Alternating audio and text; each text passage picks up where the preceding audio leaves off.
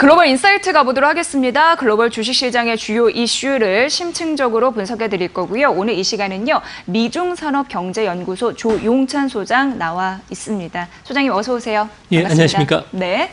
자, 이제 코스피 시장이 9월 한 말경 2100선을 찍었다가 2020선까지 뚝 떨어져 있는 상황입니다. 아무래도 이제 외국인의 그 매도세 이게 가장 큰 또 영향을 주지 않았나라는 부분 수급 쪽에서 얘기할 수 있을 것 같은데 국제 그 투자 자금 어떤 방향성으로 가고 있는지 궁금하더라고요. 좀 짚어주시죠. 네, 9월 달에 국제 투자 자금의 흐름을 보니까요. 956억 달러 정도가 주식형 펀드나 아니면 투신 펀드 쪽으로 자금이 유입이 됐었습니다. 계속 높은 자금이 유입되고 있는데요. 그럼에도 전 세계 주식시장이 하락하는 것은 대부분의 그 자금들이 MMF라든지 채권형 펀드 쪽으로 유입이 되고 있기 때문에 그렇습니다. 네. 실제 주식형 펀드 같은 경우에는 32억 달러 정도 증가에 그쳤는데요. 주식형 펀드만 가지고 놓고 본다면 9월 중순에 큰 변동이 있었습니다. 미중 장관급 협상과 관련된 이야기, 거시경제 지표가 좋았던 9월 17일까지만 하더라도 네. 무려 336억 달러 자금이 주식형으로 유입이 됐는데요. 하지만 9월 하순 트럼프 대통령에 대한 탄핵 조사 이야기, 또 미중 갈등 문제가 제기되면서 순유출로 지금 바뀌었다는 겁니다. 네. 결국 미국 경기가 좀 좋아져야 되겠고요. 또 정치적 불확실성이 해소되기 전까지는 미국 증시가 여전히 부진할 것으로 보여진다는 점에서 미국 증시와 연동된 우리나라를 비롯한 신흥국 증시 같은 경우에는 앞으로도 상당 부분 좀 그 자금이 이탈될 가능성이 크지 않을까 생각이 됩니다. 네, 9월 중순부터라고 하셨습니다. 전 세계 주식형 펀드 같은 경우에 큰 변동성이 있었고 자금 유출 현상도 현재 나타나고 있는 상황인데 지금 불확실하잖아요. 여러 가지 살펴볼 게 있습니다. 이 상황에서 어떤 투자 전략을 가져가야지 그나마 선방할 수 있다라고 보십니까? 네, 예. 전 세계 그 주식 투자자들 같은 경우에는 10월 달에는 뭐 주식을 좀 매도하는 그런 분위기가 강한데요. 네. 수급적인 측면에서 보면은 기관 펀드 매니저들 같은 경우에는 차익 실현 그리고 절세 대책 차원에서 10월 달에 주식을 좀 매도하는 계절적인 특성이 아주 강하다는 겁니다. 이뿐만 아니라 경제 지표도 안 좋게 나오고 있고요. 또 미중 무역 협상과 관련된 불확실성 문제, 또 브렉시트 문제, 중동의 지정학적 문제로 인해서 금융시장의 불확실성이 커지고 있다는데 전 세계 펀드 매니저들은 대부분 공감을 하고 있다고 합니다. 이 때문에 연기금 투자가를 중심으로 해서는 분산 투자의 일종인 리스크 패리티 전략을 구사하고 있다고 하는데요. 가격 변동이 상대적으로 큰 자산과 관련해서는 편입 비중을 줄이고요. 대신 가격 변동이 작은 자산을 좀 많이 담아서 포트폴리오에서 차지하는 각 자산의 리스크 배분을 동일하게 가져가겠다는 전략을 쓰고 있다고 합니다. 이 때문에 주식과 같은 리스크 자산 같은 경우에는 좀 앞으로도 계속 펀드에서 많은 비중을 좀 줄일 것으로 보여지고요.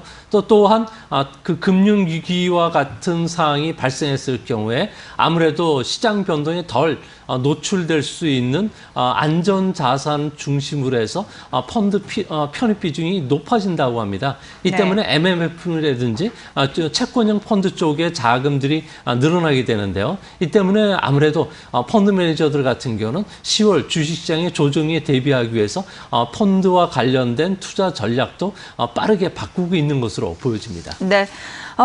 리스크 패리티라고 말씀하셨습니다. 분산 투자, 그러니까 변동성을 균일하게 이제 가져가는 전략인데 이게 연기금을 비롯해서 이제 상당히 많은 펀드 매니저들이 이런 전략을 구사하고 있다고 합니다. 그렇다면 우리는 이런 걸로 생각해 볼 수 있겠죠. 미국의 강세장이 이제 끝날 것인가? 이에 대해서는 어떻게 생각하십니까, 소장님? 예. 네, 그 미국의 그 기관 투자가들 그리고 지금 현재 미국의 IB들이 내놓는 여러 가지 자료들을 보니까요.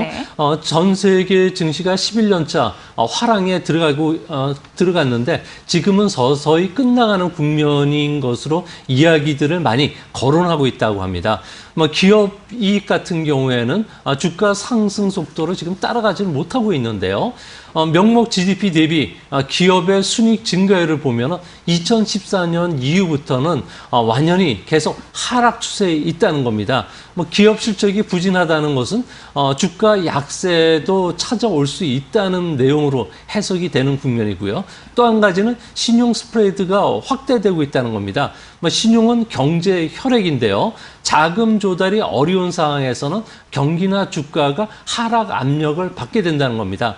또 한 가지는 변동성 확대는 투자가들에게는 경고 신호라는 겁니다. 신용 스프레드가 확대되면은 주가 옵션 코스트가 상승하기 때문에 대부분의 주식시장과 관련해서는 변동성이 확대되고요. 이는 주식시장과 관련된 부분과 관련해서는 주가 하락 또 경기 후퇴 위험으로 느끼게 된다는 겁니다.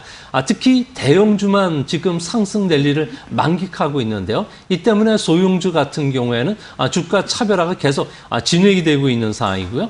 특정 업종만 나홀로 계속 상승할 수 없다는 점에서 현재 IT나 헬스케어 그리고 일반 소비재를 중심으로 한 주가 상승이 계속 진행되기는 어렵다고 기관 투자가들은 보고 있다는 겁니다. 이 때문에 앞으로 좀 상당히 좀 조심스러운 주식시장과 관련된 움직임이 나타나지 않을까 전망이 됩니다. 네.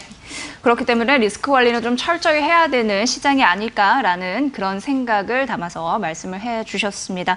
자, 이제는 전 세계의 이목이 이번 주 목요일입니다. 미중 고위급 회담 장관급 협상이라고 알고 있는데 한 2달 반 만에 재개가 되게 됩니다. 여기에서 뭐 빅딜까지는 아니더라도 스몰딜 가능할까요? 어떻게 보십니까?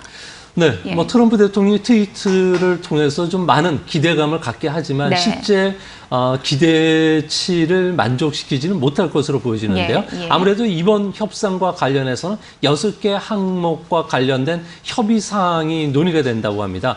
기술 이전 강요라든지 사이버 공간상의 산업 스파이 활동을 중단하는 문제, 그리고 지적재산권 보호, 농업, 그리고 서비스 분야의 시장 개방, 그리고 비관세 장벽 철폐, 또 위안화 절하, 또 미국의 대중국 적자 시정을 위한 수입 확대 부분이 논의가 되는데요. 중국 같은 경우에는 대두를 비롯해서 농산물 수입 확대에 대해서는 좀 긍정적이라고 합니다. 예. 지적재산권 보호에서도 이전보다 적극적으로 나오고 있는데요. 문제는 비관세 장벽이죠. 중국 제조 2025라든지 국유기업 보조금 문제와 관련해서는 아무래도 자신들이 반드시 지켜야 될 이익 부분이기 때문에 미국에 양보하지 않겠다고 이야기를 하고 있습니다. 네.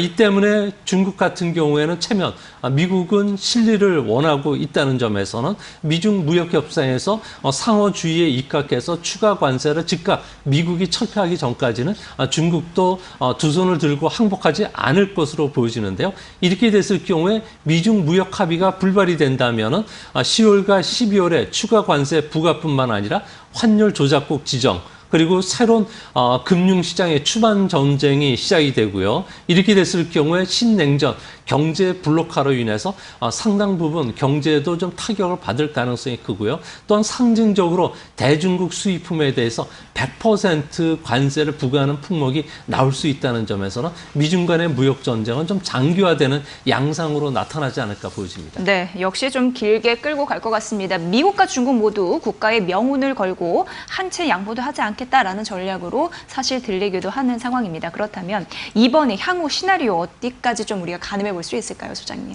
네, 단기적으로 보면은 미중 무역 협상이 불발이 되더라도 네. 10월 달 아세안 회의가 있고요. 예. 또 11월에는 에펙 정상회담이 있습니다. 네. 이 때문에 무역 협상을 위한 사전 정지 작업은 앞으로도 계속 진행이 될 것으로 보여지는데요. 이 때문에 앞으로 미중 무역 협상과 관련된 시나리오는 3가지 정도로 규결이 될 것으로 보여집니다.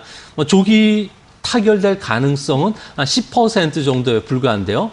미국이 화에 대한 제재를 풀고 그 대신 중국이 미국산 농산물을 대거 수입하는 경우가 되는데요. 이 경우에도 트럼프 대통령 같은 경우에는 안일한 협상을 했다고 비난을 받을 가능성이 크기 때문에 현실화되지는 않을 것으로 보여집니다.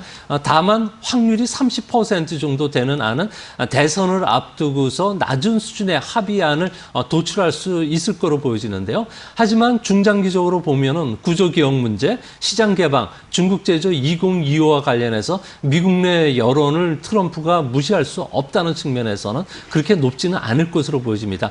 가장 높은 경우는 대치가 장기화될 가능성인데요. 확률상으로는 무려 60% 정도가 된다고 합니다. 현재 미국인들의 대중국 감정이 상당히 악화되고 있고요. 의회 내 초당파를 중심으로 해서는 관세나 환율, 수출 금지, 추방 전쟁이라는 지렛대를 통해서 중국의 많은 변화를 이끌어낸다는 주장이 대부분이기 때문에 아마 트럼프도 이 정책에 지지할 수 있다는 측면에서 앞으로 미중 무역 협상은 5년에서 8년 정도 장기화될 가능성도 있지 않을까 보여집니다. 네. 현재로는 뭐 한계는 있을 것으로 예상됩니다. 미중 협상 이견이 좁혀질 수 있을지 한 5년에서 8년 장기화될 가능성까지 언급해 주셨으니까 이 또한 잘 보셔야 될 것 같습니다. 쉬운 문제는 아닌 것 같습니다. 자, 글로벌 인사이트 들어봤습니다. 미중산업경제연구소 조용찬 소장과 함께한 시간이었습니다. 잘 들었습니다. 고맙습니다.